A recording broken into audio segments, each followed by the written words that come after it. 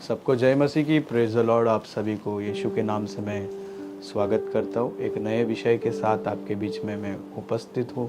अगर हम पढ़ते हैं मत्ती की किताब, उसका पहला अध्याय, उसका 23 वचन में इस प्रकार से लिखा हुआ है, देखो एक कुंवारी गर्भवती होगी और एक पुत्र को जनेगी और उसका नाम इम्मानुएल रखा जाएगा, जिसका अर्थ है परमेश्वर हमारे साथ है। दोस्तों, ये जो वचन है कई सालों पहले यशायाह भविष्यवक्ता के द्वारा परमेश्वर ने लोगों तक लेकर आया था। जब यशायाह भविष्यवक्ता ने इस वचन को लोगों को बताया, थोड़ा सा सोचो उस समय लोगों की सोच कैसी होगी, किस प्रकार से लोगों ने इस भविष्यवाणी को एक्सेप्ट किया होगा, नहीं किया होगा, क्या क्या चर्चा लोगों ने किया होगा। अगर हम लोग थोड़ा सा सोचेंगे तो पता चलता है कि उस समय ऐसे भी लोग होंगे जिन्होंने इस भविष्यवाणी के ऊपर विश्वास नहीं किया होगा। इस भविष्यवाणी को कई सारे लोगों ने तिरस्कार किया होगा, और जिन्होंने विश्वास किया, जब समय ज़्यादा बीत गया तो शायद वो लोग भी सोचने लगे होंगे अब तो मसीहा का आना नहीं होगा, अब ये भविष्यवाणी शायद ही पूरा होगा। कई सारी चर्चाओं को, कई सारी सोच को उस समय के लोगों ने अपने मन में रखा होगा, कई सारी बातों को किया होगा, लेकिन फाइनली बाइबल बताती है कुंवारी गर्भवती हुई और पुत्र को जनी और उसका नाम इम्मानुएल रखा गया, जिसका अर्थ है परमेश्वर हमारे साथ है।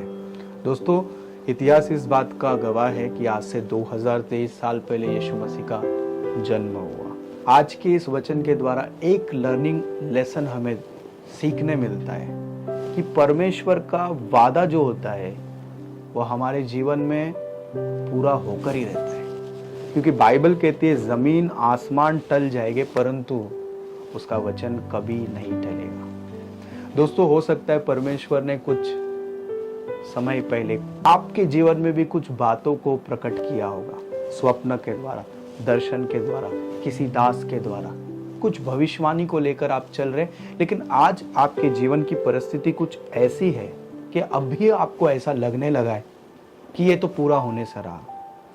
आप एक ऐसे सिचुएशन में फिलहाल जीवन जी रहे हो जिसमें आपको अब परमेश्वर की बातों पे, भविष्यवाणी की बातों पे विश्वास रखना बहुत ज्यादा मुश्किल हो रहा है। हो सकता है चारों तरफ आप बीमारी से घिरे हो, कर्जे ने आपको जकड़ लिया है, गरीबी ने, हर एक प्रकार के बाउंडेज से आप जकड़ चुके हो, और ऐसे में आपको विश्वास में बने रहना, यानी कि जो बातें परमेश्वर ने भविष्यवक्ताओं के द्वारा, जो बातें परमेश्वर ने दर्शन के द्वारा आपके जीवन के लिए प्रकट किया था, अब उस पे विश्वास रखना बहुत ज्यादा आपके लिए मुश्किल हो रहा है। लेकिन मेरी बात को ध्यान से सुनना, अगर खुदा ने आपके जीवन के लिए कुछ कहा है, कुछ बातें अगर रखा है, तो निराश मत होना। परमेश्वर का वादा पूरा होकर ही रहता है और वो आपके जीवन के लिए जरूर पूरा होगा। आपको निराश नहीं होना है, आपको विश्वास रखना है और विश्वास में बने रहना है।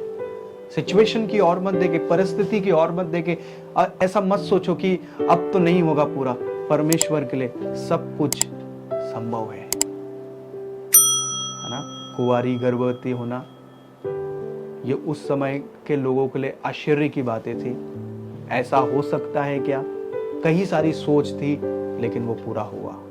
दोस्तों, इसी के साथ साथ एक और विषय मैं आपके बीच में रखना चाहूँगा। जैसे कि मैंने बताया, जब यीशु मसीह का आने में देर हुआ तो उस समय के लोगों ने अविश्वास को प्रकट किया। आज भी यही चीज़ों को हम देख रहे हैं। देखो, बाइबल बताती है वो दुनिया में आया, मारा गया, गाड़ा गया और तीसरे दिन जी उठा। जाते जाते उसने कहा, जैसे मैं जा रहा हूँ फिर आऊँगा। तो बाइबल हमें यीशु मसीह के दूसरे आगमन के विषय में कुछ बातें बताती है। तो ये आपको समझने की जरूरत है। यीशु मसीह के दूसरे आगमन में दो पार्ट है। ये बहुत बड़ा विषय है, लेकिन मैं आपको शॉर्ट में समझाने की कोशिश कर रहा हूँ। यीशु मसीह के दूसरे आगमन में दो भाग है। सबसे पहला भाग रैप्चर और दूसरा है यीशु मसीह का प्रकट आगमन। ये दोनों बहुत बड़ा विषय है, लेकिन मैं आज आपको इतना ही बताना चाहता हूँ कि यीशु मसीह का गुप्त आगमन और यीशु मसीह का प्रकट आगमन पे आज का जनरेशन जो धीरज खोता जा रहा है, अविश्वास दिखा रहे हैं, बहुत सारे लोग हैं जो कह रहे इस प्रकार से, बहुत सारी झूठी शिक्षाओं को हम लोग देख रहे हैं कि रैप्चर नहीं होगा, यीशु मसीह का दूसरा आगमन नहीं होगा। ऐसी बातों को लोग फैला रहे हैं। ये एक ऐसे समय पे हो रहा है जिस समय लोगों को लग रहा है भविष्यवाणी तो बहुत पहले हुआ, अब यीशु मसीह का दोबारा आने का कोई चांस नहीं है। ऐसी खबरों को लोग फैला रहे हैं। पर मेरी बात को ध्यान से सुनना, परमेश्वर का एक एक भविष्यवाणी की बातें, एक एक वचन अपने समय पे पूरा होता है। यस, वह आपके समय पे पूरा नहीं होगा, वो मेरे समय पे पूरा नहीं होगा, वो परमेश्वर के तय किए हुए समय पे अवश्य पूरा होगा। तो आपको ये भी विश्वास करना है, जिस प्रकार से उसका जन्म हुआ, वो मारा गया, वो गाड़ा गया, वो तीसरे दिन जी उठा, वो धरती पे फिर एक बार आने वाला है। लेकिन सवाल ये उठता है कि आप तैयार हो? अगर आप यीशु मसीह के दूसरे आगमन के लिए तैयार नहीं हो, आज के इस क्रिसमस सीजन में आप ये डिसीजन ले कि मुझे यीशु मसीह के दूसरे आगमन के लिए तैयार होना है। इस क्रिसमस में, इस नए साल में इससे बेहतर निर्णय और कुछ भी नहीं हो सकता है। मैं आप सबको बताना चाहता हूँ, उसके आने का दिन निकट है। प्रभु आपको आशीष करे। मैं इस समय आपके लिए प्रार्थना करूँगा। स्वर्गीय पिता परमेश्वर, जितने भी मेरे दोस्त मित्र मुझे सुन रहे हैं, सबों के लिए मैं प्रार्थना करता हूँ। जीवन के कुछ निराशाओं से अगर ये होकर जा रहे हैं, उस निराशाओं के बीच में इन्हें ऐसा लगने लगा है कि अब जीवन में कुछ नहीं होगा। खुदावन, मैं प्रार्थना करता हूँ, एक नई उम्मीद, एक नई आशा इनके जीवन में जागृत हो। इसी के साथ साथ मैं प्रार्थना करता हूँ, इनका जीवन, इनका परिवार मसीह आपके दूसरे आगमन के लिए तैयार हो जाए, जिसके द्वारा आपकी इच्छा इनके जीवन में पूरी होने पाए। ये प्रार्थना है यीशु मसीह के नाम में, आमीन। प्रभु आपको आशीष करे। Thank you so much. God bless you.